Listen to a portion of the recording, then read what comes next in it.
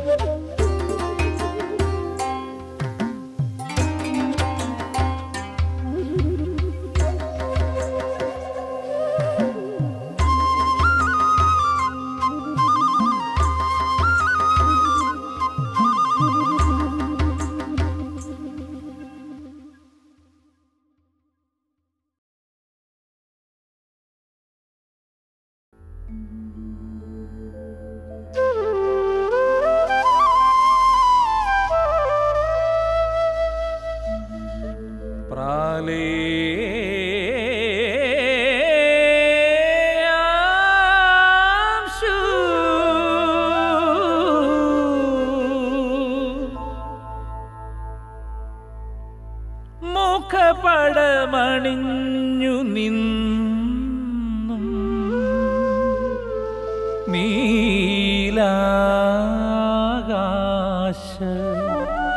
കുടയുടെ കീഴിൽ വെയിൽ കാഞ്ഞും ഭൂമി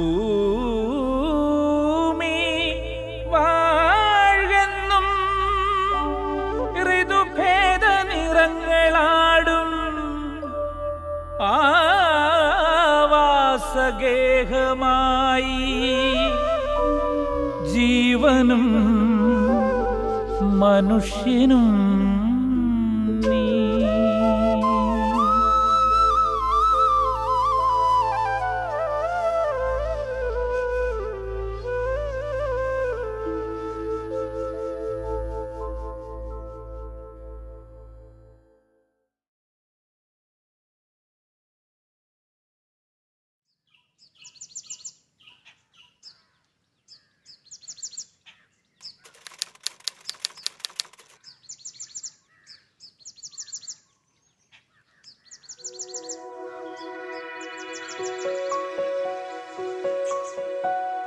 സഹ്യസാനുവിൻ്റെ കിഴക്കേ ചരിവിലാണ് ചന്ദനം മണക്കുന്ന മറയൂർ കാന്തല്ലൂർ പ്രദേശങ്ങൾ. പൊതുവെ മഴനിഴൽ പ്രദേശമായ മറയൂർ പീഠഭൂമി സസ്യപ്രകൃതിയുടെ അനുഗ്രഹീത താഴ്വര കൂടിയാണ്. ഈ മറയൂർ കാന്തല്ലൂർ പ്രദേശം തമിഴ്നാടിനോട് ഏറ്റവും അടുത്ത് കിടക്കുന്ന ഒരു സ്ഥലമാണ്. തമിഴ്നാട്ടിലെ ഒരു കാലാവസ്ഥ ഈ മറയൂർ പ്രദേശത്ത് ഒത്തിരി സ്വാധീനിക്കുന്നുണ്ട്. മഴ നിഴൽ പ്രദേശമെന്നാണ് ഈ മറയൂർ ഗ്രാമം അറിയപ്പെടുക. പക്ഷേ കാന്തല്ലൂർ ഗ്രാമം ഇവിടുന്ന് ഒരു 12 കിലോമീറ്റർ ദൂരെയാണ് കാന്തല്ലൂർ ഗ്രാമം. അവിടെ നേരെ വ്യത്യസ്തമായ ഒരു കാലാവസ്ഥയാണ്. തെക്കൻ കാശ്മീർ എന്നാണ് കാന്തല്ലൂർ അറിയപ്പെടുക. അവിടെ പഴവർഗ്ഗങ്ങളും ശീതകാല പച്ചക്കറികളും ഒക്കെ ധാരാളം വളരുന്നുണ്ട്. പക്ഷേ മറയൂരിലെ ആളുകൾ കനാലിലെ വെള്ളത്തെ മാത്രം ആശ്രയിച്ചുകൊണ്ട് കരിമ്പ് കൃഷിയും അതുപോലെ കൊക്കോ കൃഷിയുമാണ് ഇന്ന് മുഖ്യമായിട്ടും ചെയ്തുകൊണ്ടിരിക്കുന്നത്.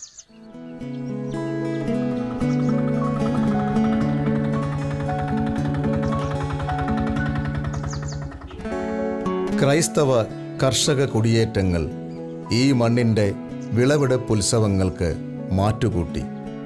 എങ്കിലും പൊന്നു വിളയുന്ന വയലേലകളുടെ പുരാതന താളത്തിൽ നിന്നും ഈ നാട് കരിമ്പിൻ്റെ മധുരത്തിലേക്ക് മെല്ലെ പരകായ പ്രവേശം നടത്തി. ഇന്നത്തെ കോട്ടയം ജില്ലയിൽ അന്ന് മീനച്ചി താലൂക്കിൽ നിന്നാണ് ഞങ്ങളുടെ പിതാക്കന്മാർ വന്നിട്ടുള്ളത്. എന്നാൽ കാലങ്ങൾ പുരോഗമിച്ചതനുസരിച്ച് ഈ പ്രദേശത്തെല്ലാം ഇന്നത്തെ കേരളത്തിൻ്റെ പല പ്രദേശങ്ങളിൽ നിന്നും നാനാ മതസ്ഥരിവിടെ കയറിക്കൂടി.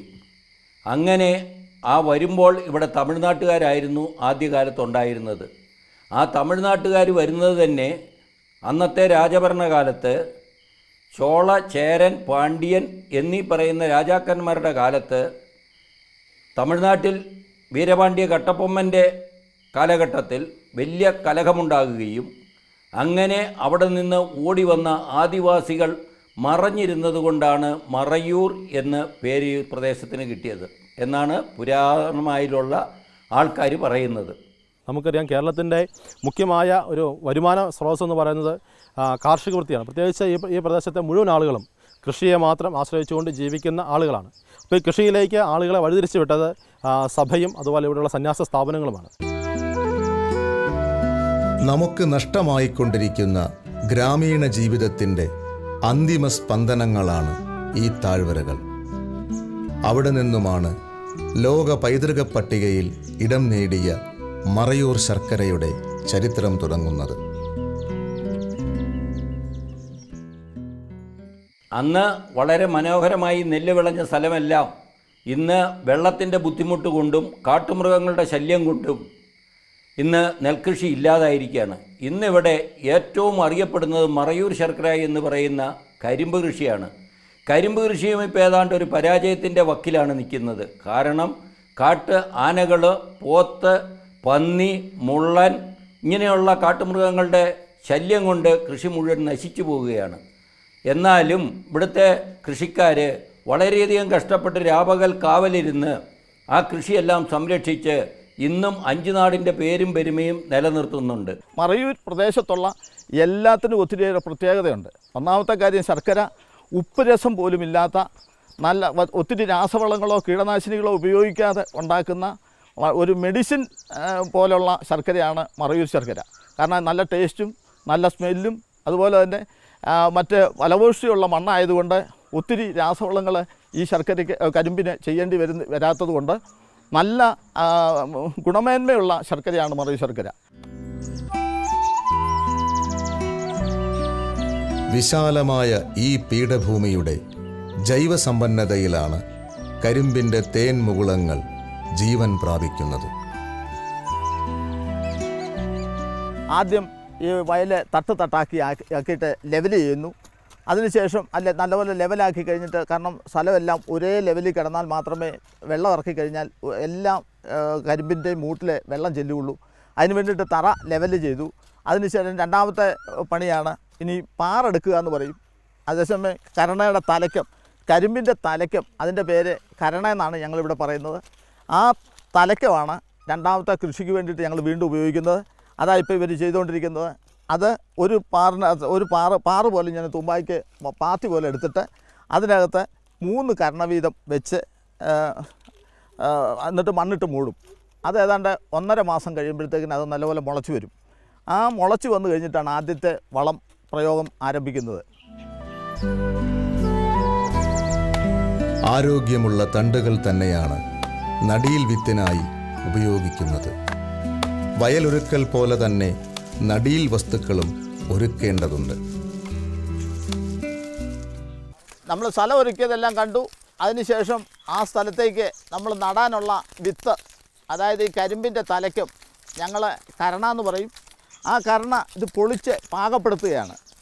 അതിനുശേഷമാണ് ഇത് വയലിലേക്ക് കൊണ്ടുവന്ന് ആ പാറിൽ നേരത്തെ കണ്ടതുപോലെ തന്നെ പാറിലേക്ക് നിരത്തിയിട്ട് മണ്ണ് മൂടി 1.5 മാസം കഴിയുമ്പോഴാണ് കിളുത്ത് കയറുന്നത്. ഈ കരണയെന്ന് പറയുന്നത് അതിൻ്റെ ഓരോ മുട്ടുകളും മുളച്ച് വരും. ഈ മുട്ട എന്നാണ് മുളച്ച് വരുന്ന കരിമ്പ്. മുളച്ച് വന്നു കഴിയുമ്പോഴത്തേക്കിന് അത് 4-5 തൈകളായിട്ട് വെടിച്ച് വന്നിട്ട് അത് ഒരു മൂട്ടിൽ നിന്നും 10-15 കരിമ്പ് നമുക്ക് വെട്ടിയെടുക്കാൻ സാധിക്കും. ഈ ഒരു തലയ്ക്കാണ് നമ്മൾ സാധാരണ ഈ ഒരു തലയ്ക്കത്തെ തന്നെ 15-16 കരിമ്പ് വരെ വെട്ടുന്ന പറയാം 1 വർഷം ആകുമ്പോഴത്തേക്കിനും നമുക്ക് ആദായമായിട്ട് കിട്ടുന്നത്.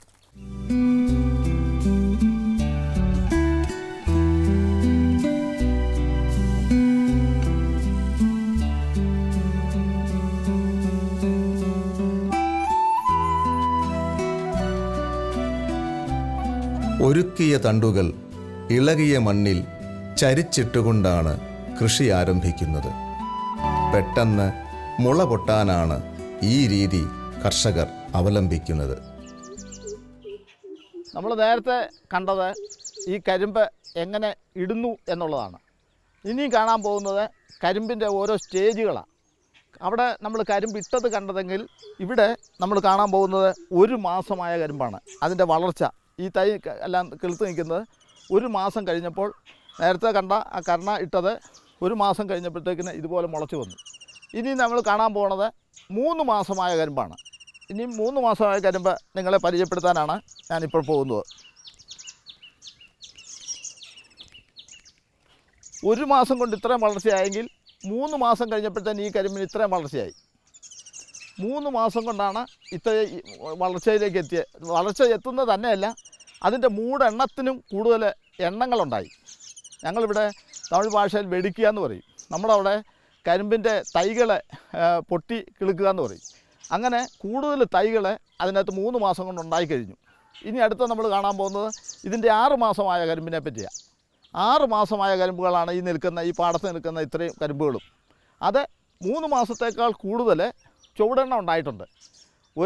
ഒരു മാസത്തേക്ക് 1 മാസമായ കരിമ്പിന് 3 കരിമ്പേ ഉള്ളെങ്കിൽ 3 മാസമായ കരിമ്പിന് 6 കരിമ്പുണ്ടാവും ആ മൂട്ടിൽ നിന്ന്. ഇനിയും 6 മാസമായ കരിമ്പിന് ഏതാണ്ട് 12-13 കരിമ്പോളം ആ മൂടിനകത്ത് തന്നെ ഉണ്ടാവും. അത് 6 മാസമായ കരിമ്പാണ്. അതപ്പോൾ ഒരു വളവിട്ടു, ഇത് 2ാമത്തെ വളവിട്ടു, ഇനി ഇത് 3ാമത്തെ വളവിടും. 3 വളമാണ് ഒരു കരിമ്പിൻ്റെ കൃഷി. ആ വളം 3ാമത്തെ വളവിടുമ്പോഴത്തേക്കിന് 2 സൈഡിൽ നിന്ന് മണ്ണ് കൂട്ടും, ഈ കരിമ്പ് വീണ് പോകാതിരിക്കാൻ വേണ്ടിയിട്ട്. വിഷപ്രയോഗങ്ങൾ അധികമില്ലാതെ വളരുന്ന ഈ കരിമ്പ് ചെടികളുടെ വിളവെടുപ്പ് ഏതാണ്ട് 1 വർഷത്തിനകമാണ്. എന്നാൽ പൂത്തു നിൽക്കുന്ന അവസ്ഥയിൽ കരിമ്പിൻ ചെടികൾ വെട്ടാറില്ല. നമ്മൾ 1 മാസത്തേതും 3 മാസത്തേതും 6 മാസത്തേതുമായ കരിമ്പുകൾ നമ്മൾ കണ്ടു കഴിഞ്ഞു. ഇനി നിൽക്കുന്നത് 12 മാസമായ, അതായത് വിളവെടുക്കാൻ പരുവത്തിനായ ഏറ്റവും നല്ല വെറൈറ്റി. ഏതാണ്ട് ഒരു 10-15 ദിവസത്തിനകം ഈ കരിമ്പ് വിളവെടുക്കും. അതിൻ്റെ വളർച്ചയാണ്, പൂർണ്ണ വളർച്ചയിലെത്തിയ കരിമ്പാണ് നിങ്ങളിപ്പോൾ കാണുന്നത്. ഇനി പച്ചക്കരിമ്പിൽ നിന്ന് ശർക്കരയിലേക്ക് അല്പദൂരം.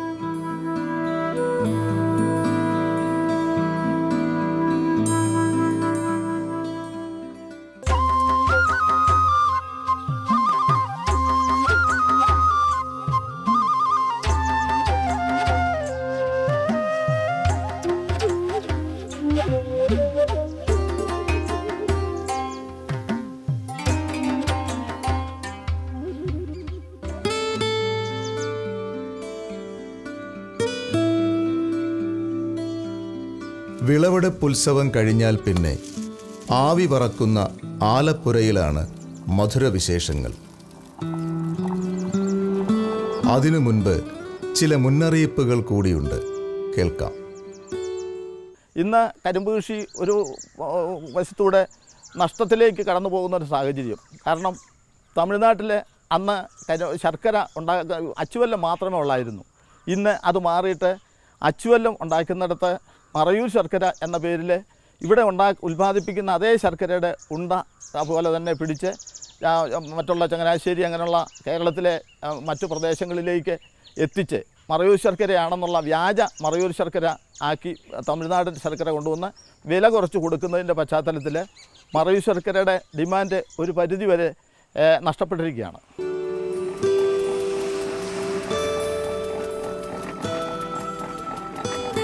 യന്ത്ര സംവിധാനത്തോടെയാണ് പച്ചക്കരിമ്പിൽ നിന്നും മധുരം കിനിയുന്ന നീര് പിഴിയുന്നത്. പിഴിഞ്ഞെടുത്ത നീര് ആലപ്പുരയ്ക്കകത്തുള്ള ടാങ്കിലേക്ക് പമ്പ് ചെയ്ത് നിറയ്ക്കുന്നു.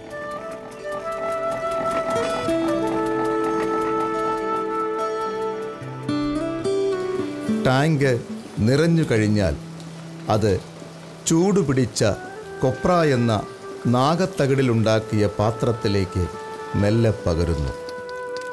ഈ പാത്രമിരിക്കുന്നത് ഉയർന്ന ഇന്ധനക്ഷമതയുള്ള ഒരു അടുപ്പിനു മുകളിലാണ്. ഏകദേശം 1000 ലിറ്റർ വരെ കരിമ്പുനീര് സംഭരിക്കാവുന്ന തരത്തിലാണ് ഈ കൊപ്രായുടെ ക്രമീകരണം. ഇതിൽ വീണ കരിമ്പുനീര് ഏകദേശം 3 മണിക്കൂർ നേരം ഉയർന്ന ഊഷ്മാവിൽ തിളച്ച് കഴിയുമ്പോഴാണ് ശർക്കരയായി പരുവപ്പെടുന്നത്.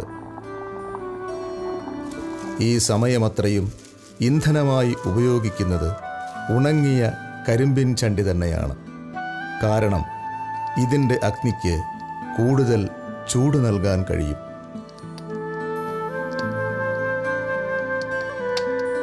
തിളച്ചു തുടങ്ങിയ കരിമ്പുനീര് ഏകദേശം അരമണിക്കൂറിന് ശേഷം പതവെട്ടൽ എന്ന ക്രിയയിലൂടെ കടന്നുപോകും.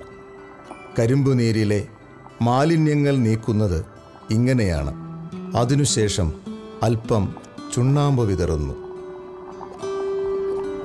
3 മണിക്കൂർ നിരന്തരമായി തിളച്ചുമറിഞ്ഞ കരിമ്പുനീരിൽ നിന്ന് പൂർണ്ണമായും ജലാംശവും മറ്റു മാലിന്യങ്ങളും നീങ്ങിപ്പോയിരിക്കും.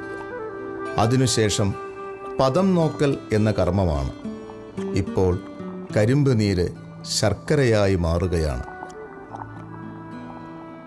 ഇത് സാധാരണ നമ്മൾ പച്ച വെള്ളമാണ്. മറ്റേ ഇത് ശർക്കര പാനി, ശർക്കര ആയോന്ന് നമ്മൾ നമ്മൾ ചോറ് വെന്തോന്ന് നമ്മൾ പിടിച്ചു നോക്കില്ലേ, അതുപോലെ ഈ ശർക്കര പാനി നമുക്ക് റെഡി ആയോന്ന് നമുക്ക് അറിയാനായിട്ട് ഈ പച്ചവെള്ളത്തിൽ കൈ മുക്കിയിട്ട് ഇങ്ങനെ കൈ കൊണ്ട് കോരി എടുത്ത് ഇങ്ങനെ അലിച്ചാൽ ഇതുപോലെ നല്ല കട്ടയാവും കേട്ടാ. അപ്പോൾ ഇത് നമുക്ക് വെന്തോന്ന് നമുക്ക് മനസ്സിലാവും. എന്നിട്ടാണ് നമുക്ക് ഇതിൽ ഒളിക്കുന്നത്. പരുവമെത്തി എന്നുറപ്പായാൽ കൊപ്ര മെല്ലെ പരമ്പരാഗത രീതി ഉപയോഗിച്ച് താഴെ തയ്യാറാക്കിയ മരത്തൊട്ടിയിലേക്ക് ചരിക്കുന്നു.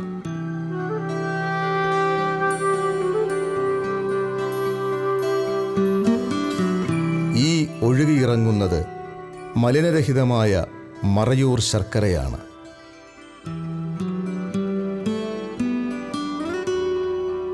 ഈ മരത്തൊട്ടി നിർമ്മിക്കുന്നത് കറയില്ലാത്ത കാട്ടുമാവിൻ തടിയിലോ വാകത്തടിയിലോ ആണ്.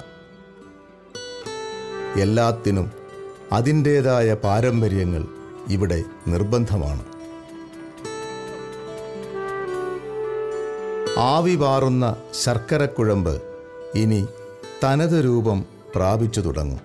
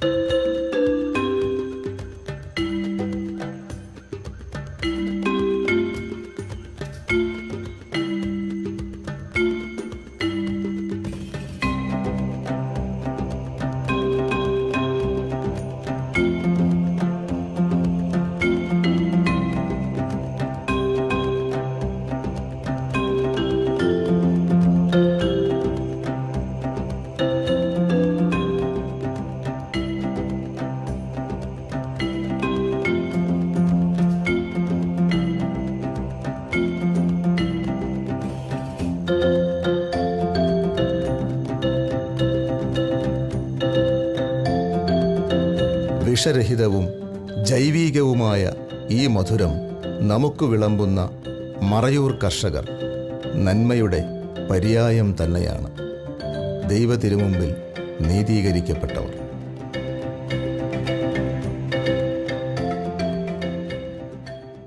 സഭയുടേതായ വളരെ വലിയൊരു സാന്നിധ്യം ഈ പ്രദേശത്തുണ്ടായി. കാരണം ആളുകൾക്ക് ജീവിക്കാൻ ആവശ്യമായ കൃഷി ചെയ്യാനുള്ള നിർദ്ദേശങ്ങളും അത് ചെയ്യാനുള്ള സാങ്കേതിക വിദ്യകളുമൊക്കെ പരിചയപ്പെടുത്തി കൊടുത്തത് സഭയാണ്. ആദ്യകാലത്ത് ഇവിടെ പട്ടിണിയും ദാരിദ്ര്യമായിരുന്നപ്പോൾ അവർക്ക് വേണ്ട ആഹാര സാധനങ്ങൾ എത്തിച്ചു കൊടുക്കുന്ന കാര്യത്തിലും അന്നുണ്ടായിരുന്ന പിണക്കാട്ടച്ഛനും അതുപോലെ സന്യാസ സഭകളുമൊക്കെ ഒത്തിരി താല്പര്യം കാണിച്ചു.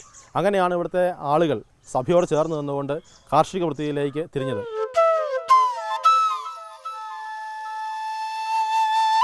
മനസ്സും ശരീരവും ആത്മാവും ഒരുപോലെ വിശുദ്ധമായി സൂക്ഷിക്കുവാനായിട്ട് കടപ്പെട്ടവരാണ് ക്രൈസ്തവ സമൂഹം.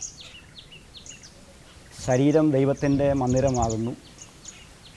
ദൈവത്തിൻ്റെ ആത്മാവ് വസിക്കുന്ന മന്ദിരം നശിപ്പിക്കുന്നവനെ ദൈവം നശിപ്പിക്കും എന്ന് വിശുദ്ധ പൗലോസ് പറഞ്ഞിട്ടുള്ളതനുസരിച്ച് ശരീരവും മനസ്സും ആത്മാവും ഒരുപോലെ വിശുദ്ധിയിൽ സൂക്ഷിക്കുവാനായിട്ട് കടപ്പെട്ടവരാണ് നാം മനുഷ്യർ.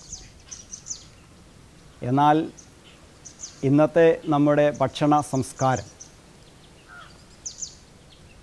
അതിലൂടെ മനുഷ്യൻ മറ്റ് ജീവികളെ മാത്രമല്ല സ്വന്തം ശരീരത്തോട് തന്നെ ദ്രോഹം ചെയ്യുന്ന ഒരവസ്ഥയിലേക്ക് എത്തിച്ചേർന്നിട്ടുണ്ട്.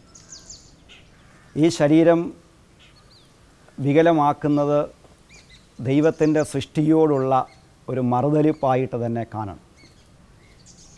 കുല ചെയ്യരുത് എന്ന് ന്യായപ്രമാണത്തിൽ 10 കൽപ്പനകളിൽ പറഞ്ഞിട്ടുള്ളത് അതിൻ്റെ പരിധിയിൽ മനുഷ്യൻ മാത്രമല്ല വരുന്നത്. മനുഷ്യരെ കൊല ചെയ്യുന്നത് കൽപ്പന ലംഘനമാണ് എന്നതുപോലെ തന്നെ ഏതൊരു ജീവിയുടെയും ജീവൻ എടുക്കുന്നത് അതുപോലെ തന്നെ കൽപ്പന ലംഘനമാണ്. മനുഷ്യൻ എന്ന് പറയുന്നത്, മറ്റ് ജീവജാലങ്ങൾ എന്ന് പറയുന്നത് ഈ ഭൂമിയുടെ ഭാഗമാണ്. ഇത് തിരിച്ചറിയുമ്പോഴാണ് ചുറ്റുമുള്ളതിനെയൊക്കെ ഒന്ന് ആദരിക്കാൻ, ഒന്ന് സ്നേഹിക്കാൻ, ഒന്ന് കരുതാൻ നമുക്ക് കഴിയുന്നത്. ഇതുതന്നെയാണ് നമ്മുടെ പ്രിയപ്പെട്ട നോവലിസ്റ്റ്, നമ്മളെ ഏറെ സ്നേഹപൂർവ്വം നമ്മുടെ മനസ്സിൽ കൊണ്ടു നടക്കുന്ന ബഷീറിക്ക ഒരു കുഞ്ഞു പുസ്തകത്തിലൂടെ നമ്മളോട് പറഞ്ഞു വയ്ക്കുന്നത്. ഭൂമിയുടെ അവകാശികൾ എന്ന് പറയുന്ന കുഞ്ഞു നോവല് ഏതെങ്കിലും കുട്ടി വായിച്ചിട്ടുണ്ടെങ്കിൽ പിന്നീട് ഒന്നും ചേർത്ത് വയ്ക്കാനല്ല, എല്ലാം പങ്കിട്ട് കൊടുക്കാനുള്ളതാണ് എന്നൊരു ദർശനത്തിൽ എത്തും എന്നതിൽ യാതൊരു സംശയവുമില്ല.